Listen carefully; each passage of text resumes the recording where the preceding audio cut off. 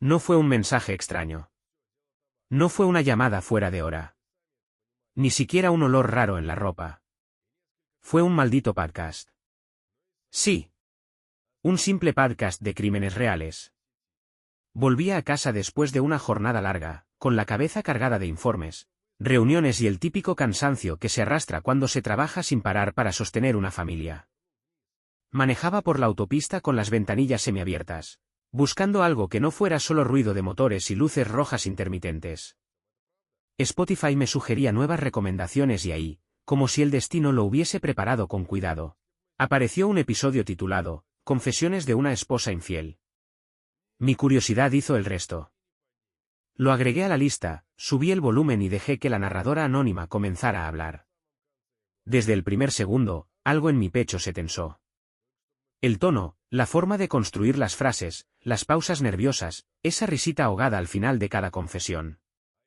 Lo sentí como un golpe seco en el estómago, era Camila. Mi esposa. No importaba el efecto de distorsión que usaron para proteger su identidad. A mí no podían engañarme. Tenía demasiado grabada esa voz, después de casi una década escuchándola en cada rincón de la casa, en cada conversación de desayuno, en cada noche de insomnio. Era ella. No tenía la menor duda. Lo que venía después fue como escuchar mi propia vida diseccionada en tiempo real por una extraña que, sin saberlo, me estaba clavando una puñalada directa al orgullo.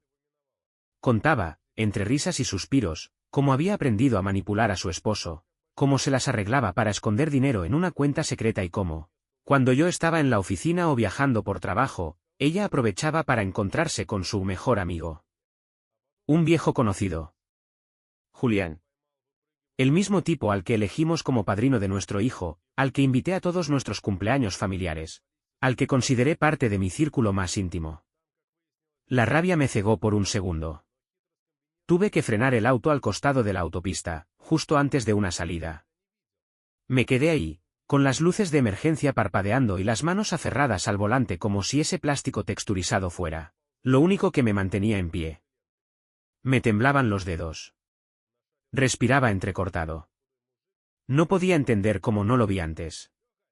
Como alguien que dormía a mi lado podía hablar así de mí en público. Como algo tan íntimo, tan nuestro, se transformó en entretenimiento para miles de oyentes que, seguramente, estarían comentando en foros si ella tenía razón en hacer lo que hacía. Pasaron 10, tal vez 15 minutos, hasta que pude calmarme. Cerré los ojos, apagué el auto, y me quedé en silencio. No lloré. No grité. Solo pensé. Y lo entendí. No podía reaccionar como un hombre herido. No podía enfrentarla de inmediato. No iba a darle ese poder. Lo que necesitaba no era una escena de celos. Ni una discusión de madrugada. Lo que necesitaba era planificar. Desenmascararla. Pero hacerlo con precisión. Con inteligencia. Tomé mi celular, volví a reproducir el episodio, esta vez con atención quirúrgica. Identifiqué las frases clave. Las incongruencias. Las pruebas. Todo lo que más tarde me serviría. No era solo una confesión. Era una trampa que ella misma se había tendido. Y si algo me había enseñado la vida era que, cuando alguien cava su propia tumba, uno solo tiene que esperar a que caiga. Marqué en el calendario una fecha cercana. Nuestro aniversario. 8 años de matrimonio. Camila ya hablaba de dónde quería cenar, del vestido que se iba a poner. Imaginaba flores, velas, promesas recicladas. No sabía que ese día, en lugar de brindis y felicitaciones, iba a recibir una dosis perfecta de su propia medicina. Sonreí por primera vez en días mientras ponía en marcha el auto y regresaba a casa. No por venganza. No aún. Sino porque sabía que, por primera vez en mucho tiempo, yo tenía el control. Y ella, ni siquiera lo sospechaba. Durante semanas, interpreté el papel de mi vida. El más exigente, el más agotador. No frente a un público, sino frente a la mujer que dormía a mi lado. Le servía el café con una sonrisa templada, como si no supiera lo que había escuchado. La acompañaba en nuestras caminatas de fin de semana, fingiendo no notar cómo evitaba el contacto visual. Le deseaba buenas noches con un beso en la frente, preguntándome cómo podía cerrar los ojos tan tranquila mientras escondía tanto.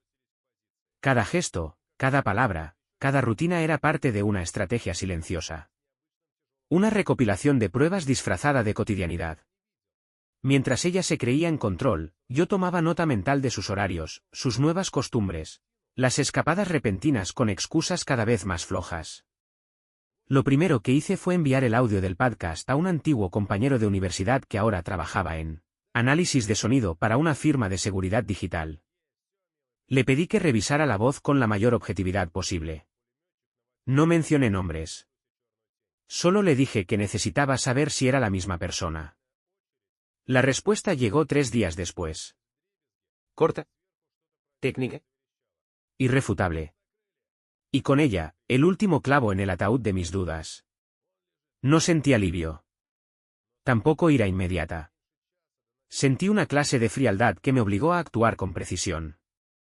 En ese momento, me convertí oficialmente en su reflejo, una persona que fingía. Pero a diferencia de ella, yo no jugaba a traicionar. Jugaba a exponer. Hice una copia del episodio. Después otra, por si acaso. Guardé cada versión en lugares distintos, una USB en mi caja fuerte, otra en mi oficina, una más en la nube.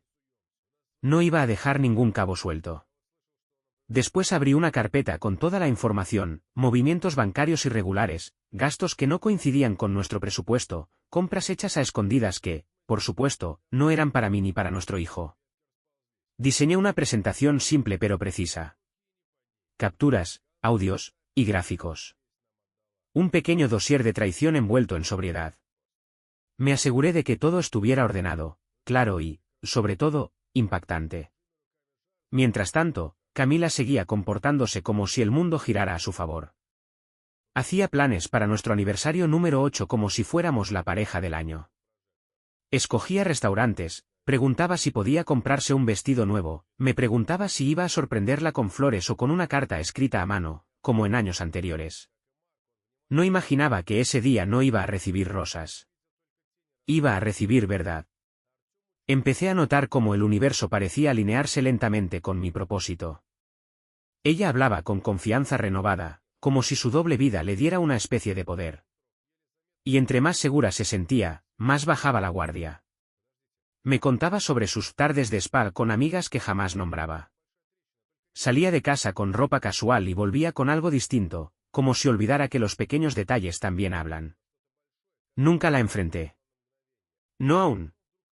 Cada vez que tenía el impulso de soltarlo todo, de decirle que ya sabía, que había escuchado su confesión con mis propios oídos, respiraba hondo y volvía al libreto.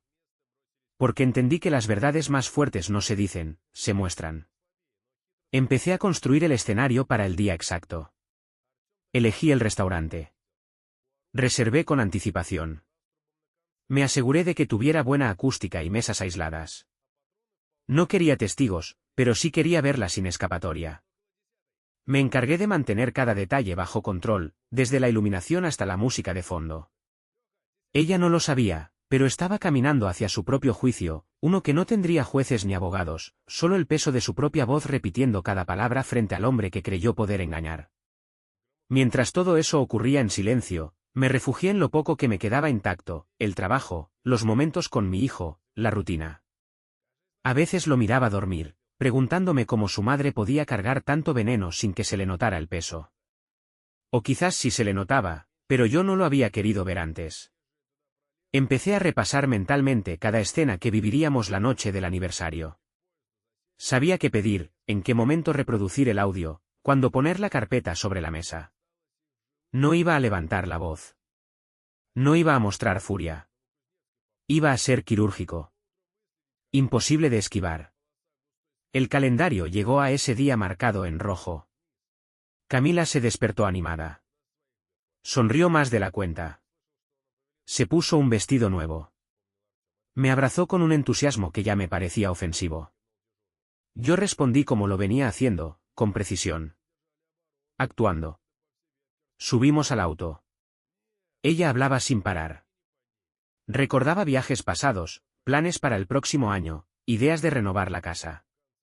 Me preguntaba por canciones, por películas. Yo solo asentía. Y en mi mente, contaba los minutos que faltaban para verla caer por su propio peso. Sabía que nada que dijera podía prepararla para lo que venía. Y eso, en cierto modo, me dolía. Porque a pesar de todo, alguna vez la amé. Pero también sabía que el amor no es eterno cuando se basa en mentiras. Y que la verdad, cuando se revela en el momento correcto, no solo libera, también limpia. Esa noche no íbamos a celebrar 8 años de matrimonio.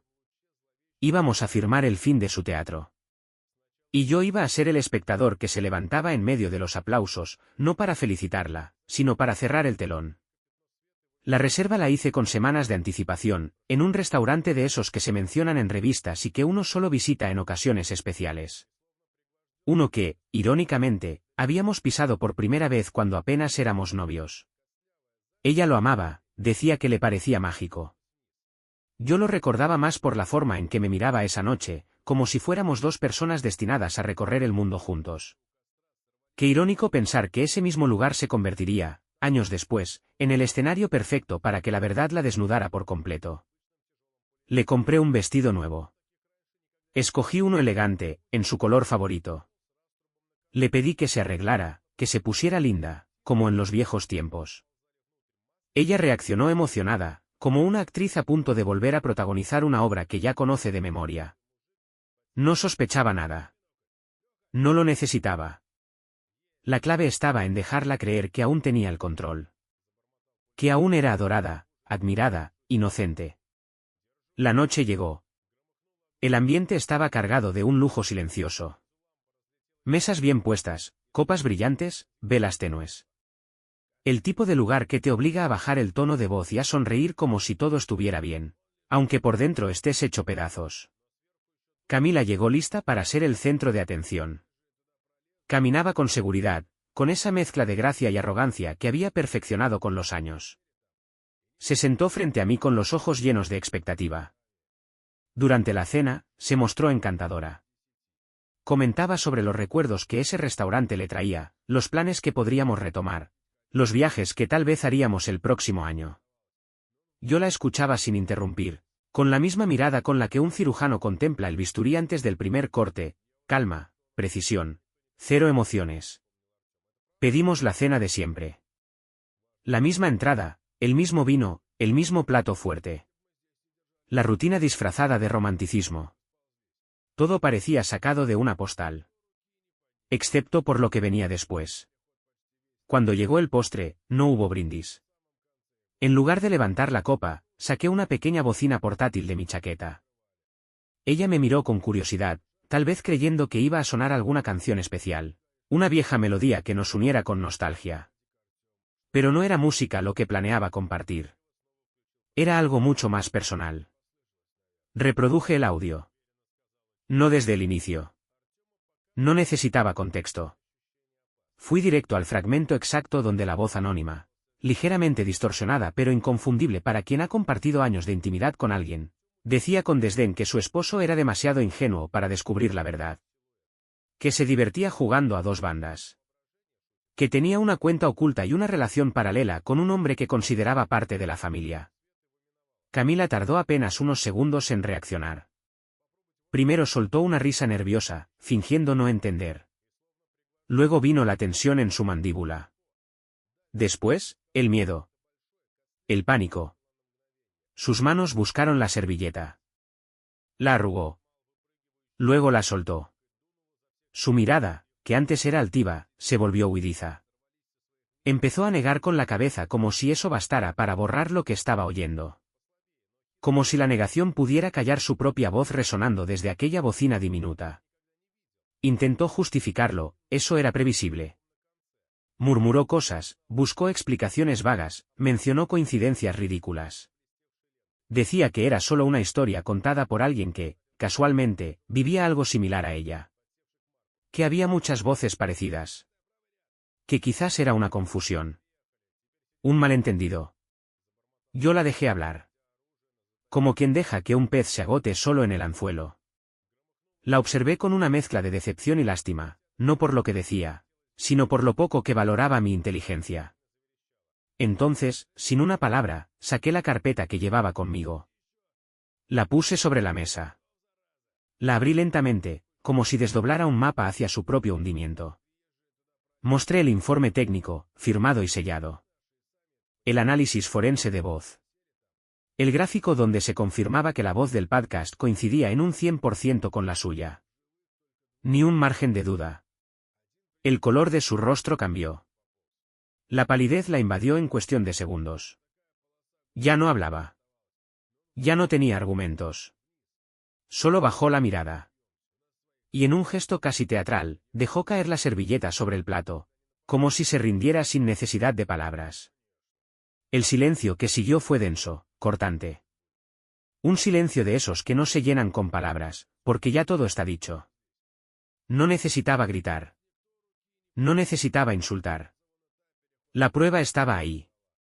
Ella estaba frente a ella misma, enfrentando una versión suya que creyó anónima, segura, impune. Pero ese disfraz que se puso para confesar su doble vida, ahora se le deshacía entre los dedos. Me quedé un rato más, contemplando su hundimiento en tiempo real. No disfrutaba del dolor ajeno, pero sí de la justicia de los hechos. Porque la verdad, cuando llega, no pide permiso. Simplemente cae como una losa. Y esa noche, mientras ella intentaba recoger los pedazos de su dignidad entre migajas de pastel y miradas esquivas, yo respiré con una tranquilidad que no recordaba. No por haberla descubierto, sino por haber recuperado algo que había perdido hace mucho tiempo sin saberlo, el control de mi propia historia. Ella aún no lo sabía, pero esa cena no fue solo un cierre. Fue el inicio de todo lo que vendría después. El final de la mentira, y el principio de mi libertad. La cena no terminó con una discusión ni con gritos. No hubo escenas de drama exagerado. Solo ese silencio incómodo que se instala cuando alguien ha sido expuesto de forma tan clara, tan contundente, que cualquier intento de justificarse suena patético. Camila no dijo nada más. Apenas mantuvo la compostura lo suficiente como para salir del restaurante con la cabeza agachada y los pasos vacilantes. Yo tampoco dije mucho. Ya no hacía falta. Cuando volvimos al departamento, la sorpresa la recibió antes de que pudiera girar la llave. Las cerraduras ya no eran las mismas. Lo había preparado todo. Contacté a un cerrajero esa misma tarde. No dejé nada al azar. Mientras ella sonreía frente al espejo, emocionada por la supuesta cena especial, su hogar, al menos el que compartía conmigo, ya no le pertenecía. No necesitó que le explicara nada. Su expresión lo dijo todo. A partir de ese instante, ya no era bienvenida. Lo que alguna vez fue suyo por costumbre, por rutina, por promesas rotas, había sido revocado. No con rabia. Con precisión. Con justicia. Además del cambio de cerraduras, ya había hecho el movimiento que sellaba mi decisión. Cerré todas nuestras cuentas conjuntas. Cancelé tarjetas. Separé mis bienes. Transferí mis fondos a nuevas cuentas, asegurándome de que cada centavo estuviera legalmente a salvo. Lo hice en silencio, días antes, mientras ella aún planeaba con entusiasmo qué zapatos combinarían con su vestido de aniversario. Pero no me detuve ahí. No se trataba solo de protegerme, sino de contar la verdad. No con nombres, no con acusaciones directas. Sino con hechos. Esa misma noche, subí el episodio original del podcast a un foro público dedicado a historias reales. Lo acompañé con un relato escrito de forma anónima, detallando lo que había vivido. No mencioné quién era ella. No revelé quién era yo. Pero los detalles eran tan específicos, tan imposibles de ignorar, que cualquiera que nos conociera entendería. Hablé de una esposa que se jactaba de su doble vida. De un mejor amigo que había cruzado una línea sagrada. De un esposo que descubrió todo de la forma más absurda e inesperada, escuchando un podcast. No pasaron muchas horas antes de que el contenido comenzara a circular. Comentarios, compartidos, discusiones. Algunos lo tomaban como una historia de advertencia. Otros como un caso fascinante de traición. Pero unos cuantos lo reconocieron. Porque Julián no era precisamente un fantasma social. Tenía una pareja estable. Una relación de años, incluso más longeva que algunas de sus amistades. Una familia que lo respetaba, que lo mostraba como un ejemplo de hombre educado, de amigo leal. Esa imagen se derrumbó como una casa mal construida en medio de un terremoto. Cuando su pareja leyó el relato, todo encajó. Las ausencias, las excusas, las salidas a deshoras. Y cuando escuchó el audio del podcast, esa voz que también reconoció sin dudarlo, no hubo marcha atrás.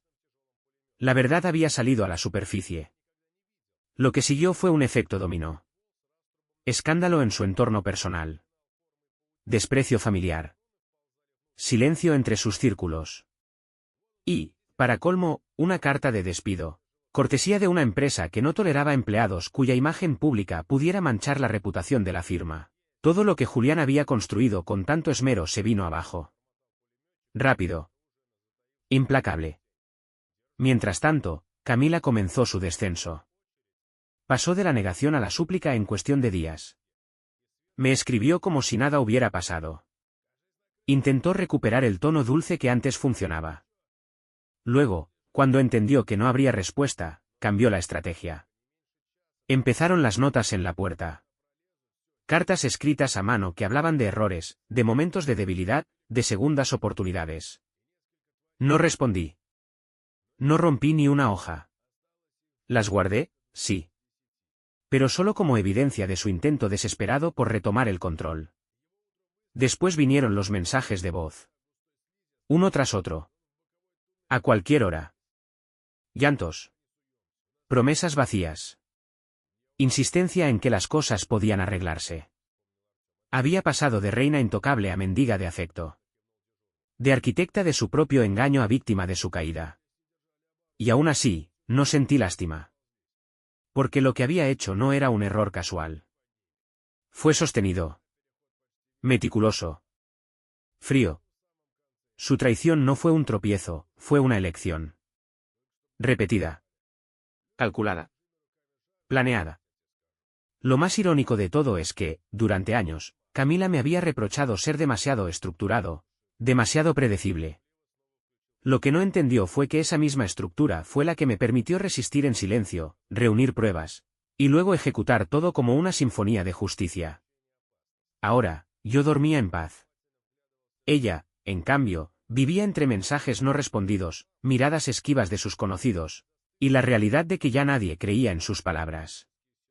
La caída no fue abrupta. Fue lenta. Humillante. Proporcional a la arrogancia con la que se creyó intocable. Y lo mejor de todo, no necesité alzar la voz, ni destruir nada con mis propias manos. Solo hice algo que ella no esperaba. Conté la verdad. El resto, se derrumbó solo. Pasó una semana desde aquella noche. Una semana de silencio absoluto.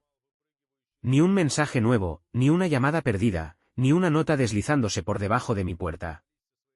Y entonces, casi como una señal de que el capítulo se cerraba del todo, noté que Camila había eliminado todas sus redes sociales. Fotos borradas, cuentas desactivadas, recuerdos digitales desaparecidos como si nunca hubieran existido. No me sorprendió. Era parte del libreto predecible, cuando la verdad se vuelve más pesada que la mentira, algunos simplemente huyen. Me contaron que se había ido a vivir con una tía en otra ciudad, más al sur. Nadie sabía mucho más. Ni sus amigas más cercanas, ni sus familiares. Se esfumó como una sombra a plena luz del día, incapaz de enfrentar lo que había provocado con su arrogancia. Julián también desapareció del mapa. Cerró su perfil profesional, dejó de aparecer por los lugares que solía frecuentar, y nadie volvió a saber de él. Supongo que entendió que seguir cerca del epicentro solo avivaría las brasas de un incendio que ya lo había consumido. La historia, tan jugosa para los que observaban desde afuera, ya no le convenía. El protagonista del escándalo eligió el anonimato.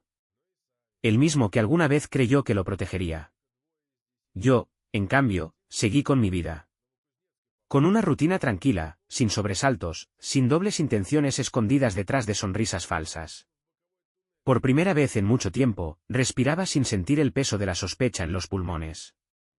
Y una noche, sin planearlo demasiado, volví al restaurante.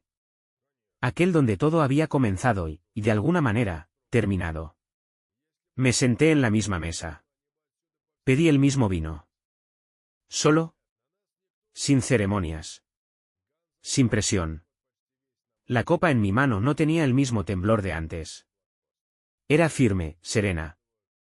Mientras tomaba el primer sorbo, observé el lugar con otros ojos. Las luces tenues, las parejas conversando en voz baja, los camareros moviéndose con elegancia. Todo parecía más nítido. Más real. Pensé en lo simple que se había vuelto todo desde que salí de esa burbuja de mentira en la que vivía. Ya no necesitaba leer entre líneas. Ya no analizaba cada palabra, cada gesto. No dudaba de los abrazos que recibía, porque los pocos que quedaban eran sinceros. Auténticos. Y en medio de ese silencio reconfortante, comprendí algo que quizás debía haber entendido hace años: la intimidad no tiene que ver con piel o cuerpos desnudos. Tiene que ver con confianza. Con saber que, cuando das un pedazo de ti, no va a ser usado como moneda de cambio en un juego que nunca aceptaste jugar. Camila me había arrebatado eso. Me había hecho dudar de mí mismo, de mis decisiones, de mi valor. Pero lo más importante que entendí fue que recuperarse no es vengarse. No se trata de devolver el daño con otro daño. Se trata de volver a ser uno mismo. De recoger las piezas que valen la pena, dejar atrás las que ya no encajan y reconstruirse sin pedir permiso. Esa noche, al terminar la copa, el camarero se acercó con su amabilidad habitual. Me preguntó si celebraba algo. Y sí, lo hacía. No con palabras grandilocuentes, ni con música de fondo. Celebraba en silencio. Celebraba el hecho de haber dejado de vivir con una mentira. De haber tenido el coraje de mirar la verdad a los ojos sin temblar. De haber elegido mi dignidad por encima del consuelo de lo conocido. Dormí como no lo hacía desde hacía años. No fue un sueño profundo. Fue descanso real. Ese tipo de sueño que llega cuando ya no hay nada escondido, nada pendiente, nada por descubrir que duela. Al día siguiente, me levanté temprano, salí a caminar sin destino fijo y sentí que el mundo, por fin, volvía a tener sentido. Camila y Julián ya no eran parte de mi historia. No como protagonistas. Apenas como una página oscura en un libro que sigue escribiéndose. Lo que vino después fue mío. Sin distorsiones. Sin máscaras. Sin miedo. Y ese fue, sin duda, el mejor final que pude haber tenido. No por dramático. Sino porque, por fin, fue real.